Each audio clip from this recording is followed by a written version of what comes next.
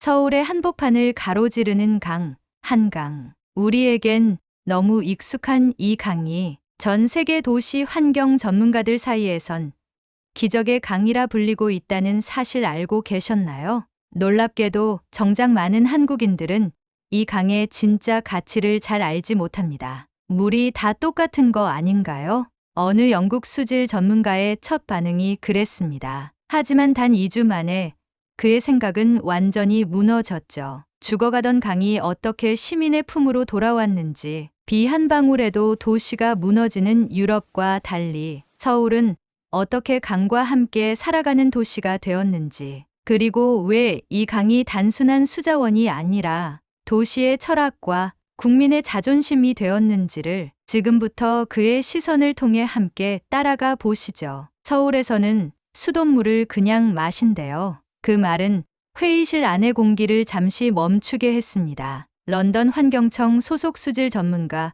클레어 윌리엄스 박사는 순간 눈썹을 치켜 세웠습니다. 정말요?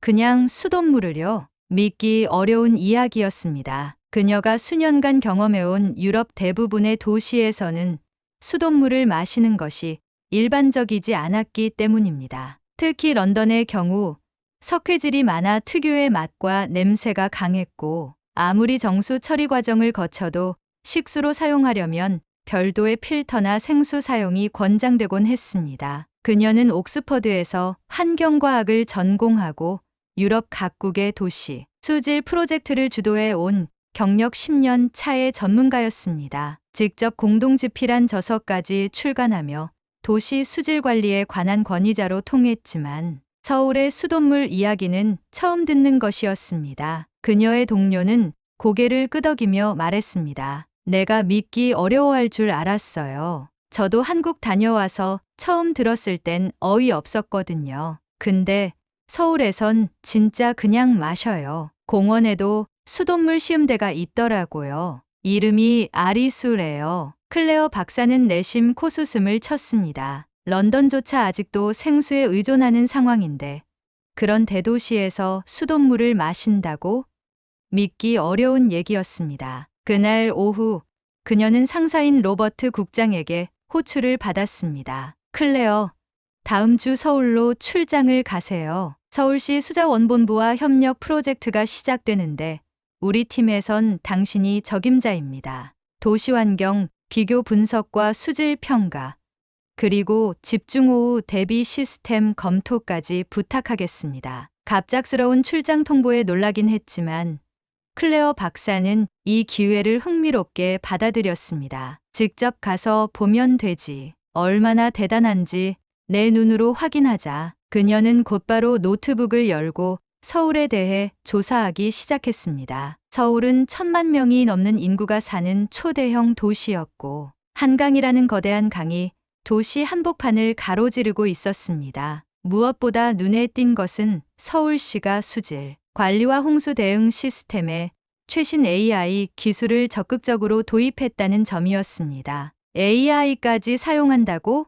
흥미롭네. 그녀는 여전히 반신반의한 상태였지만 점점 궁금증이 커지고 있었습니다. 그로부터 며칠 후 12시간이 넘는 비행 끝에 인천공항에 도착한 클레어 박사는 극심한 피로감을 느꼈습니다. 호텔에 도착해 체크인을 마친 뒤 시차 적응을 위해 잠시 밖으로 나가보기로 했습니다. 공항에서 택시를 타고 오며 스쳐 지나간 서울의 풍경은 낯설지만 정돈되어 있었고 고층 빌딩 사이사이로 녹지와 물줄기가 섞인 도시 구조는 꽤 인상적이었습니다. 호텔 근처 공원을 산책하던 중 그녀의 눈에 낯선 광경이 들어왔습니다. 사람들 몇 명이 줄을 서서 무언가를 마시고 있었고 그 앞에는 아리수 음수대라는 간판이 붙어 있었습니다. 설마 저게 수돗물인가요? 클레어 박사는 본능적으로 뒷걸음질을 쳤습니다. 공공장소에서 수돗물을 마신다는 발상 자체가 그녀에겐 충격이었습니다.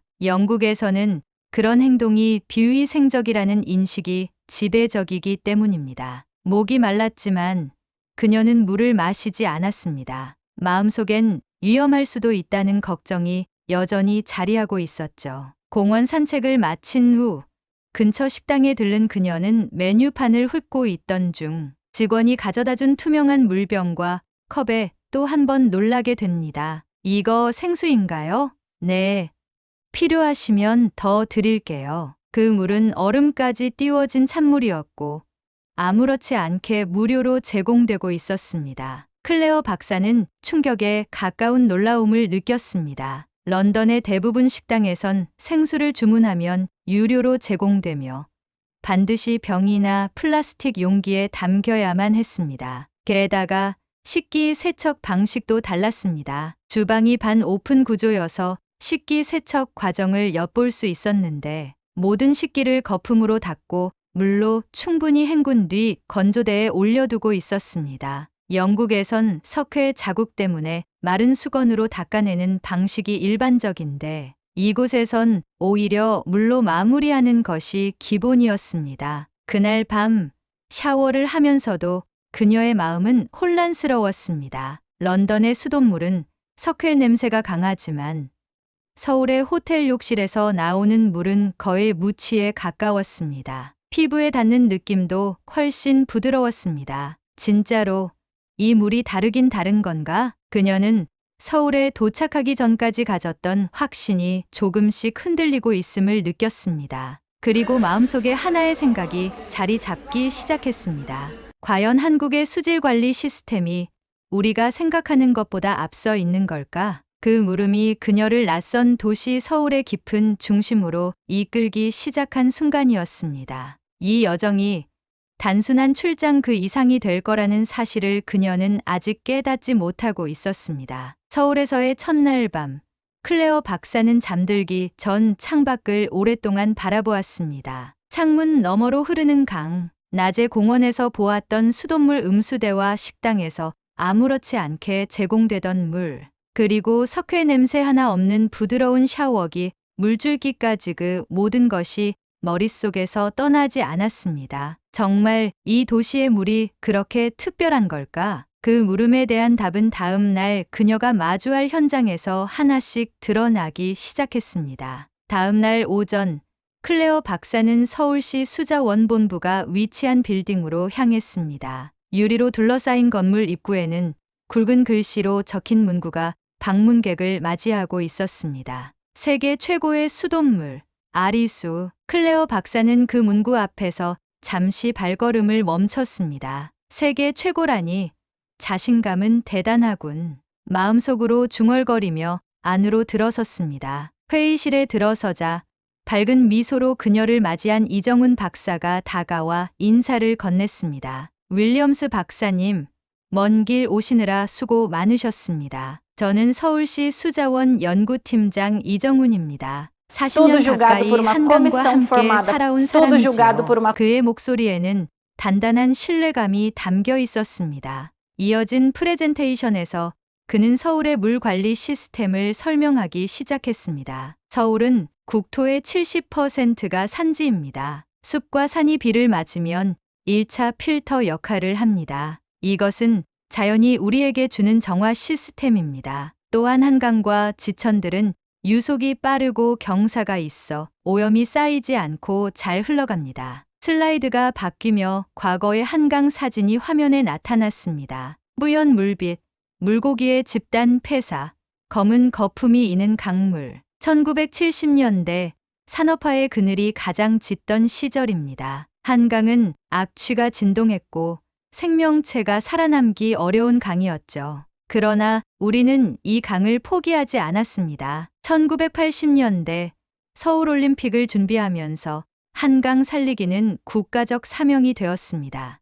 물은 단지 환경이 아니라 우리의 자존심이었으니까요. 그 순간 클레어 박사는 단순한 수치와 시스템, 설명 너머에서 정서와 철학을 이야기하는 발표자들을 바라보며 잠시 고개를 숙였습니다. 유럽의 기술, 기반 수질 관리와는 결이 다른 강과 함께 살아온 역사와 정체성을 강조하는 이들의 태도는 그녀에겐 낯설지만 묘하게 설득력 있었습니다. 이때 회의실 한쪽에 앉아있던 한 노신사가 조용히 손을 들고 말했습니다. 저는 김민호입니다. 30년 넘게 한강 수질 관리에 몸담았습니다. 저는 한강에서 어린 시절을 보냈습니다. 고기 잡고 수영하고 하지만 어느 순간 그 모든 것이 사라졌죠. 악취가 나고 아이들이 병에 걸리고 그 강이 다시 살아난 걸 보며 저는 매일 감사한 마음으로 이 물을 마십니다. 그의 말은 수치보다 더 깊은 울림을 주었습니다. 클레어 박사는 조용히 손을 들었습니다. 어제 공원에서 수돗물을 마시는 음수대를 봤습니다. 식당에서도 기본처럼 물이 제공되고 주방에서는 수돗물로 식기를 헹구더군요. 제게는 꽤 낯선 풍경이었습니다. 솔직히 이런 깨끗함이 가능하다는 것이 아직도 믿기 어렵습니다. 실제 정수 시스템을 볼 수 있을까요? 이정훈 박사는 반가운 듯 고개를 끄덕였습니다. 물론입니다. 내일 아리수 정수센터를 시작으로 수위, 관측소와 홍수 대응 시스템까지 현장을 직접 확인하실 수 있도록 일정을 조정하겠습니다. 그리고 가능하시다면 한강도 함께 보시면 좋겠습니다. 우리가 이룬 변화는 종이 위 수치만으로는 설명하기 어렵거든요. 그 순간 김민호 선생님이 다시 조용히 말했습니다. 박사님, 영국 분들도 템스강을 사랑하지요. 우리 한국인에게 한강도 마찬가지입니다. 어쩌면 그 이상일지도 모르겠습니다. 우리는 이 강을 살리기 위해 단 한순간도 포기하지 않았습니다. 그날 회의를 마치고 나오는 길, 클레어 박사는 로비에서 다시 한번 세계 최고의 수돗물, 아리수라는 문구를 바라보았습니다. 단순한 홍보 문구처럼 보였던 그 말이 이제는 조금 다르게 느껴졌습니다. 호텔로 돌아가는 택시 안에서 그녀는 창밖으로 흐르는 한강을 바라보며 생각했습니다. 내일 이 강의 숨결을 직접 느껴보자. 어쩌면 내 확신이 틀렸을 수도 있겠군. 그녀의 마음속에 확신 대신 궁금증과 기대가 자라기 시작한 순간이었습니다. 새벽부터 굵은 빗방울이 호텔 창문을 두드렸습니다. 비 오는 날씨에 익숙한 런던 출신의 클레어 박사였지만 오늘만큼은 이상하게 마음이 무거웠습니다. 예정되어 있던 현장 실사를 생각하니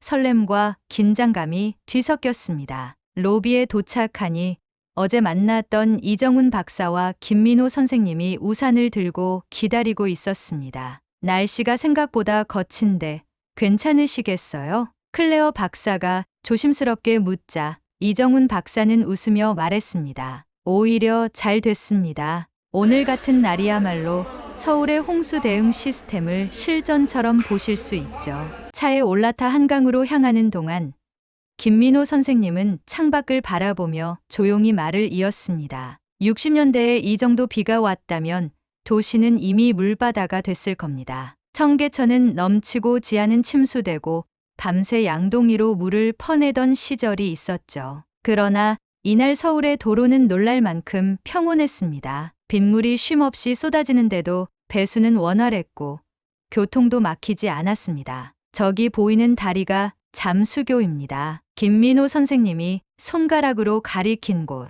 다리 위로 물이 점점 차오르고 있었습니다. 저 다리는 물에 잠기라고 만든 구조입니다. 일정 수위가 넘으면 통제하고 잠기게 놔두죠. 하류의 수압을 분산시키는 중요한 장치입니다. 클레어 박사는 놀란 눈으로 그 광경을 바라보았습니다. 런던이라면 이미 비상경보가 울렸을 상황인데 이후 방문한 곳은 한강 수위 관측소였습니다. 건물 안으로 들어서자 대형 스크린에는 실시간으로 변화하는 강 수위, 강수량, 방류량 데이터가 표시되어 있었습니다. 이정훈 박사는 설명을 이어갔습니다. 이 시스템은 인공지능을 기반으로 작동합니다. 상류의 댐들과 연계해 자동으로 방류량을 조절하고 위험 수위에 도달하면 시민들에게 자동으로 경고 메시지가 발송됩니다. 스크린 한켠에선 경보 알림이 울리며 담당자들이 신속하게 대응하고 있었습니다. 그 모습을 지켜보며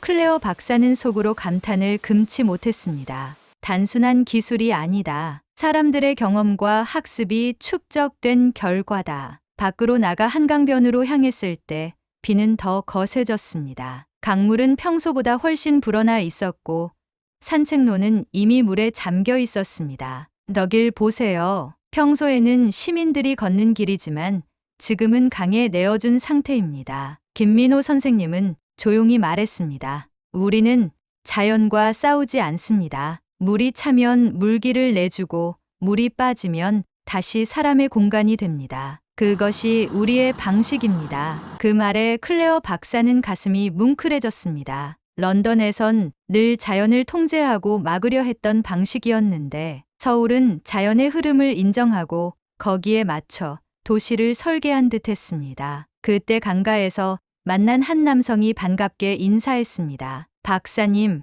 오늘도 한강에 오셨네요. 그는 김민준이라는 이름의 사진작가로 10년 넘게 한강을 주제로 작품 활동을 해왔다고 했습니다. 이 강은 매일 다른 얼굴을 보여줍니다. 특히 비 오는 날의 한강은 세상을 씻어주는 듯한 느낌이 있어요. 그는 방수 카메라로 강을 찍으며 그렇게 말했습니다. 잠시 후 클레어 박사는 수질에 관한 궁금증을 참지 못하고 물었습니다. 이렇게 많은 비가 내리면 오염물질이 하천으로 유입되잖아요. 그건 어떻게 관리하시죠? 이정훈 박사는 미소를 지으며 스마트폰을 꺼냈습니다. 좋은 질문입니다. 저희는 CSO 저장조, 빗물 펌프장 등을 통해 초기 우수를 처리하고 있고요. 시민들도 실시간으로 수질 상태를 확인할 수 있도록 앱을 운영 중입니다. 화면에는 현재 수질 지표가 표기되어 있었고 탁도가 다소 높아졌지만